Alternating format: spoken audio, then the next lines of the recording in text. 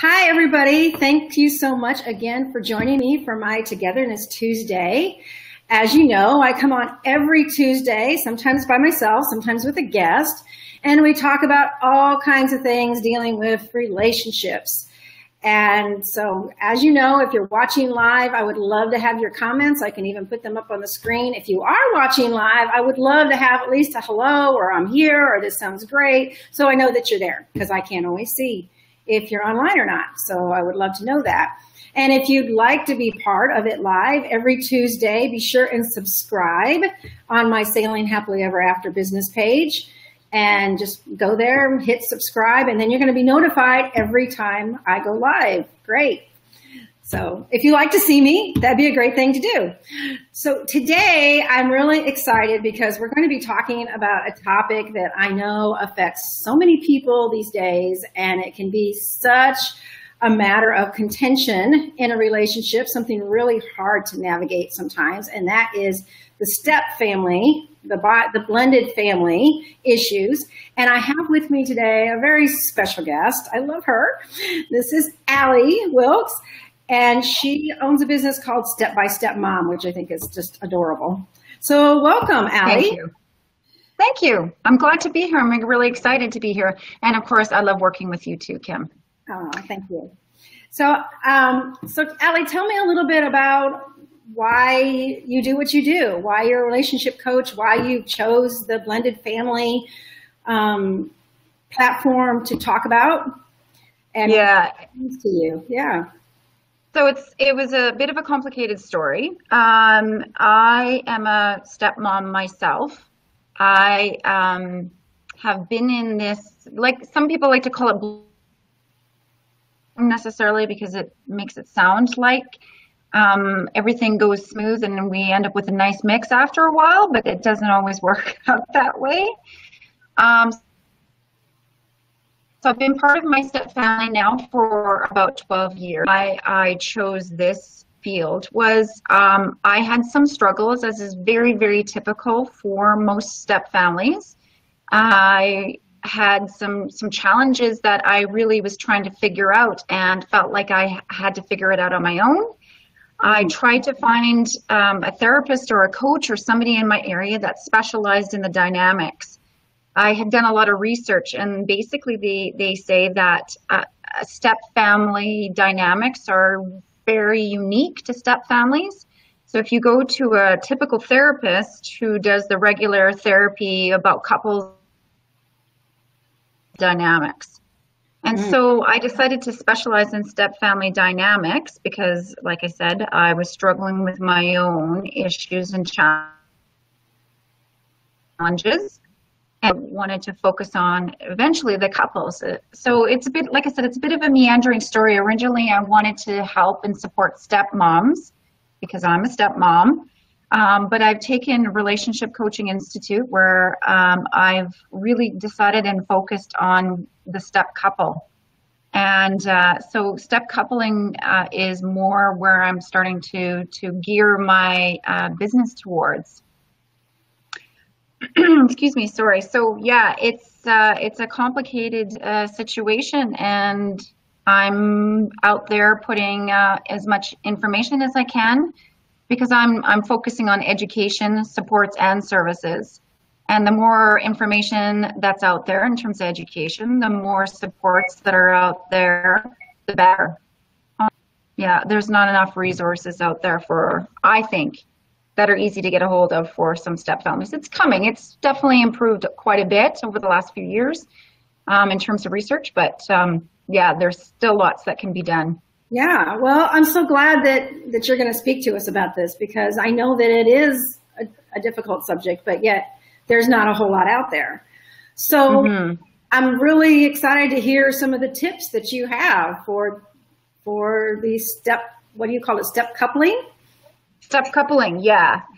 So basically, it's again, it's a process, because when you look at specifically the step couple, they're not obviously in isolation with each other, because there's a lot of these dynamics that I was mentioning. So, and it really, really depends on the what was brought into the relationship. So let me explain what I mean by what was brought into a relationship. So what can happen is you can have a simple step family. Simple step family is basically a mom, well, a woman coming in and marrying a man with children. So that's what we call a simple step family. A complex step family is when a couple come together, she has kids and he has kids. So that creates some interesting dynamics there. Right. Another example of a complex family, a step family, is when it's a single woman coming in and they have children together in addition to the step kids. So all sorts of dynamics come into play in terms of how it impacts the step couple. Yeah, I didn't even think about all that there's all these different combinations that can create all these different kind of problems. So that's really interesting. Hi, Carl. Good to see you. So go ahead. So are there any hard and fast rules that apply to everybody, or is it all just really different across the board? Well, there are some good rules, and this is something that I also specialize in. One of my other jobs, so I have a few jobs besides step family coaching and working with step couples and step moms. I work with parents, so foster families and kinship and adoptive families. So that's my other area of expertise. So I work with them to support them in their parenting challenges, and I teach parenting classes. And so basically what we talk about, what I suggest to newer moms coming into the mix, especially those that don't have children, is that, it takes up to 7 years for step families they gel like a unit. Wow. 7 years. Wow. Yeah. Amazing. Yeah. And so the reality is sometimes it's not all one big happy family. Like I said, I'm 12 years into it. We've kind of moved through some of the bumps and the ups and downs and the hurdles. And we're pretty stable now, but we're not the one big happy family. We get along, we're respectful, we're connected, but it's not the vision that a lot of people have of one big happy family. Like we all get together and we talk with each other every single day, and you know what I mean? So some people have those expectations. Yeah, or the step kids are going to become my best friends. Totally true. And I'm going to be, this is going to be awesome. And because I'm a great person. What's not to like about me? I'm going to be this awesome stepmom. Yeah. So one of the biggest things that I talk to newer stepmoms about is called expectation management. So if you have these high expectations that you're going to be disciplining the kids, you're going to be another, stand-in mom, you're going to be a great mom, the kids are going to love you, you're going to love them. And so getting rid of some of those expectations right off the bat will certainly help you take a more realistic approach. Because I look at it this way, I say, take what expectations you have, lower them, and then lower them again. Okay. All right. Yeah. So it's really, here's part of the reason why I say that is because I told you about all the things that you envision that this is going to go smoothly and it's going to go well and what could go wrong because I love kids and kids will love me. But really what happens is that before you get to a place, and you were asking me about this just before we got started, is do we have to discipline kids? And the answer to that question is no, you shouldn't actually be your stepkids. And part of the reason for that is because you have to develop relationship, you have to develop trust. So it's basically, you have to establish a relationship, or we call it connection before correction.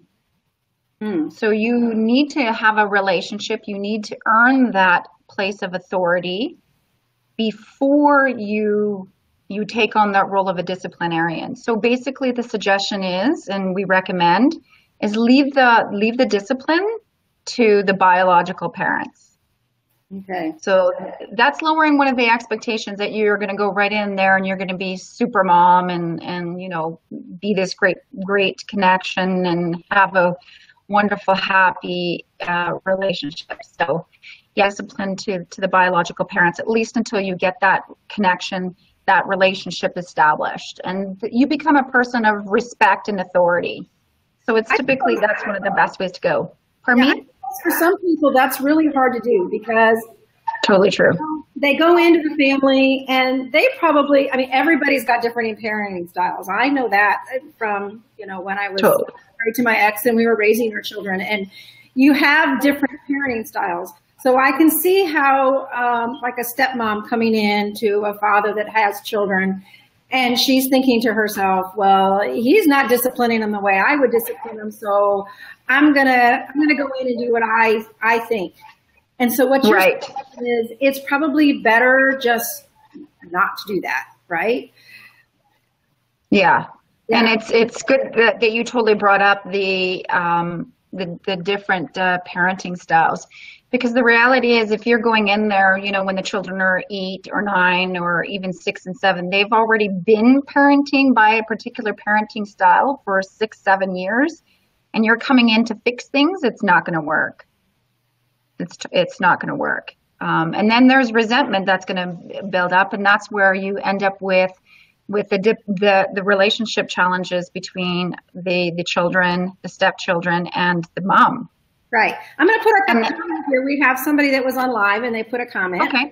So Carl says, creating a successful and complex relationship requires the understanding of respective life choices. When we respect each other, we can unconditionally love. So I think that's a great comment. What do you? For sure. So do you I didn't hear you cut out. Do you think a lot of it is respect, or do you think it's a lot of the other skills that go into it also? Well, you know, here's the thing. That's one of the common struggles for stepmoms, is feeling that they don't fit in, that they are feeling disrespected, that they're kind of put to the sidelines. And absolutely, when it comes to respect, that's, I think, the bare minimum that can be expected for a stepmom. And the tone of respect really needs to be set by the biological parent in the home, whether that's stepmom or stepdad. So the bio parent, bio mom, or bio dad needs to set the tone that, you know, you may not like her or him, but you have to be respectful. And it's interesting because I'll tell you something that my brother told me. He's also part of a blended family. And I tried really to have this perfect, happy family, to be this one, like the one big happy family. And I was trying really, really hard, but there was resistance. And now, you know, being a stepmom 12 years into it, looking back on how I did things, if I had somebody telling me what I'm telling people today, I think I would have done things way differently, because I tried to make them work really hard to make them like me, but I should have taken kind of a hands-off approach, kind of taken a step back a bit. And it was a reminder, you know what, they don't have to like me, but they have to respect me. And again, that's a tone that's set by the biological parent.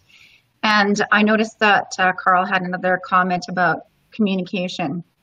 And respectful communication is really is absolutely, it is really important. So tying that back to the step couple, which is, you know, where my niche is kind of moving towards, is that it's the step couple that if they have a strong foundation, if they have good communication, if they're connecting and making sure that they're connecting, and they're looking at this coming from the perspective of we're a team and we're doing this together, then a lot of the other challenges that come with step family life, like disciplining of kids, like, you know, an ex-wife that may be meddlesome in the home, in the relationship, and what happens with the kids, all of those things can be put into a different perspective if you have a strong and secure and connected step couple. Yeah. You know, it made me, whoops, broke up for a minute. That's okay. We're live. It happens. So, yeah, it made me think of one of the radical marriage principles, of course, I know, Ali, you're familiar with radical marriage and the principles in that, and that's part of what we learn in the Relationship Coaching Institute, is that paradigm. But one of the things, do everything in connection. We want to make sure that we do everything in connection as a couple. And, one of the other principles is, choosing your partner first. And I know that that's a really hard thing for people to wrap their head around when they've got children or their children aren't their spouse's children. And that can be really confusing sometimes to look at that principle. It's a hard principle to do for a lot of couples anyway. So what are your thoughts? What are your thoughts on that? Well, it's interesting. I have read this book, and it's quite a fantastic book, and it focuses strictly on how to have strong step couple relationship. It's called Step Coupling, and it's by Susan Wisdom. And actually, she and I are just in the process of exchanging business information, and I'm taking over Step Coupling, which is really exciting. So so this is a new acquisition for me for the work that I'm doing. And like I said, my niche is slowly moving away from step families. Not that I still don't have a passion for working with them, but step coupling is more where I'm moving to. And part of the reason why I became passionate about it, Kim, is I'm part of I'm in a min group for an online support group on Facebook. So there's about 465 of us. And I saw time and time again about the struggles of blended family life, step family life, that eroded away at the relationship to the point where relationships were breaking down. And the statistics for step couple success is really quite shocking. It's up to about 70% divorce rate. Wow. Wow. And that really strongly spoke to me that, number one, coming from the perspective of kids, kids who have already gone through a divorce, how painful that process would have been for them. And then having to possibly be faced with another divorce by, step families. That was the passion that kind of motivated me to move towards step coupling, is how do I give tools and supports to make step couples successful. So I'm actually doing a retreat about that in Canmore, Alberta, and that's going to be September 29th. And we have step couples signing up. And the biggest thing that we focus on, that I'll be focusing on, is number one, communication. Like Carl was talking about, communication is absolutely critical. And then how do we maintain ways to stay connected as a step couple, despite all the noise that's happening in our lives? Like I said, with the challenges of step kids, and how do we deal with my kids, your kids, our kids, and then an ex-wife who seems to want to have some input on what happens in our home, all of those things. So my focus is, okay, what do we do on a day-to-day basis that, talking about creating rituals that are really important for each other. How do we make sure that we're connecting? How do we make sure that we set some time aside for, dating? Dating's really important, One of the other things that I want to talk about is humor. And having some humor. For me, I think humor is really important for step families, for people in general, but step families, you have to have a sense of humor in this. Otherwise, seriously, it's a lot harder if you can't put a positive spin or twist on it. But step couples, having I remember in one of our classes, Kim, with RCI, humor. Like how a couple has their own kind of, what's the word I'm looking for? Their own inside jokes, so to speak. So cultivating connection through having fun together, and cultivating connection through, humor and laugh. Because for me, humor is essentially presses the reset button. And it's research shows that it has an impact on you physically, mentally, emotionally, and spiritually. So, those are some of the key ways that I'm looking at in terms of supporting step couples. And, you know, the interesting thing is I've had lots of people say, well, you know, we can't do dating because it's really hard for us to get a babysitter for 5 or 6 kids. And I say to them, well, you know what? You're clear about that. You're talking about a married couple going out on dates together. That's what you're talking about, right? Yeah. Okay. Yeah. I just want to, that's what I understood it, but I just wanted to make sure it was clear. Yeah, sure. Yeah. Yeah. So go ahead. So, you know, finding for all these kids can be really difficult. Yeah. Well, yeah. And sometimes it's like, well, we have very limited time and it, you know, a lot of times even step couples think, well, we have visitation. We only have visitation with the kids every other weekend or whatever. So, you know, we have to put things on the back burner for the kids. And, you know, ultimately what I say is that the step couple is the fabric and the backbone of the step family. If they're strong and successful, then the step family is going to be strong and successful. So back to that dating thing, you know, worrying about putting, like you said, the kids on the back burner and putting our partners first. If you have little kids and you can't go out, then there's lots of opportunities that you can do to have a date. So once the kids are asleep, you know, put on the Netflix, order some pizza, put on some romantic music, whatever is going to help you connect. And it doesn't necessarily have to mean spending lots and lots of money on finding a decent babysitter and going out and spending money on you know, going out for dinner. It's about being creative, and that's what I want to look at, is those resources to help step couples be creative. Yeah. So you talked about this retreat that you're having. When is that? Mm-hmm. It's September 29th and through to October 1st. So on the Friday evening, what we're going to do is we're going to have a social. And I've talked to a few men who, well, more women who say it's really not interested in coming to this retreat. A lot of them are very concerned that, you know, he's thinking that we're going to point the finger at him and blame him for all the problems that are happening in the relationship. And I don't know if I want to talk about my feelings, and I don't feel comfortable. So I actually interviewed a fella who's coming to the step couple retreat, and he gave me his thoughts on why it's important for a step couple to be part of it.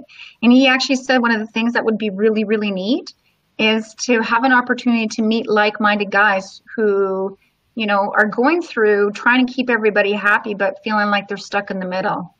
So Friday nights. Where is the retreat? I'm sorry. So it's in Canmore, Alberta, which is a beautiful, beautiful place. And it's at a place called the Silver Creek Lodge. You posted the event page, and people can get all the details in terms of, you know, the who, the what, the when, and the where, and the why. So like I said, Friday night is a sociable, and that I did a stepmom retreat back in October of 2016.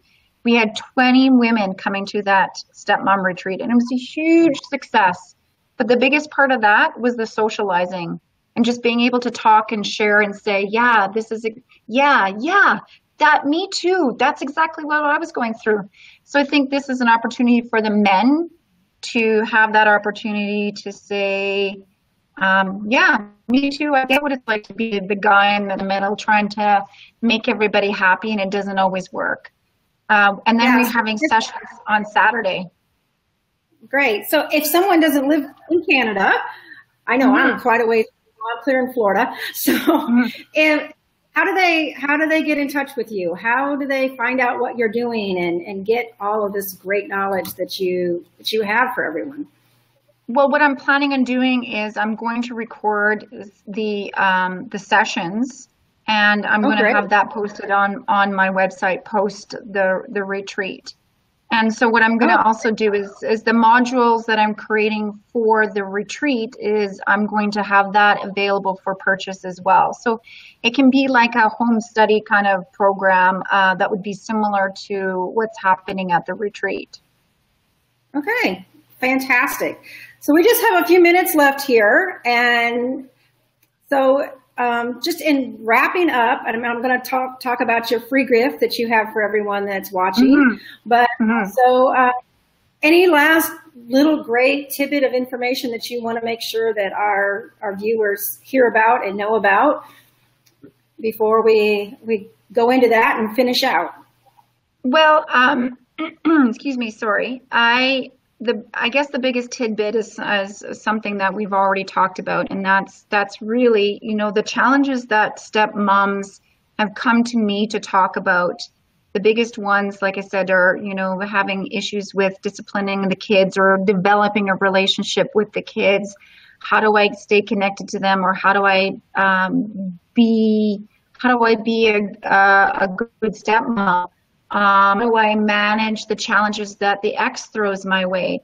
All of those kinds of stepmoms, I call them stepmom stressors, which is actually why I created that free opt-in, is 5 ways to manage the stepmom stress. And it helps put in perspective some of the ways that you can manage that chaos that you're feeling, and that, feeling like you can't find your footing as a stepmom. So like I said, 5 simple steps.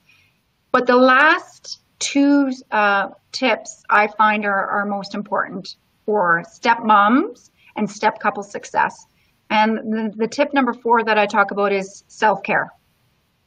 Absolutely critical. I think for moms, period, for years, I call it the onion peel effect for step families. You pull back one layer and then there's more that's revealed. So I say, self-care is absolutely so critical when you're a stepmom.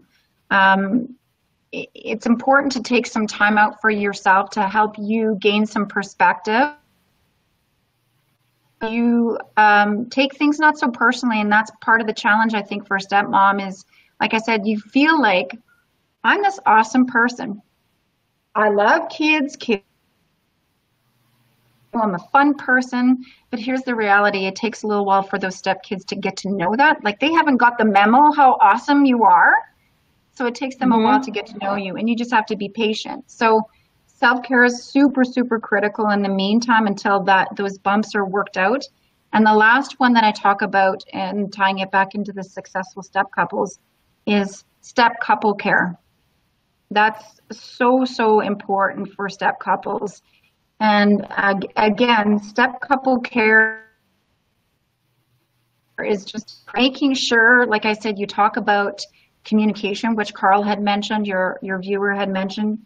Communication is absolutely critical, being on the same page and finding that time for connecting, finding that time and creating sacred space for that is really important.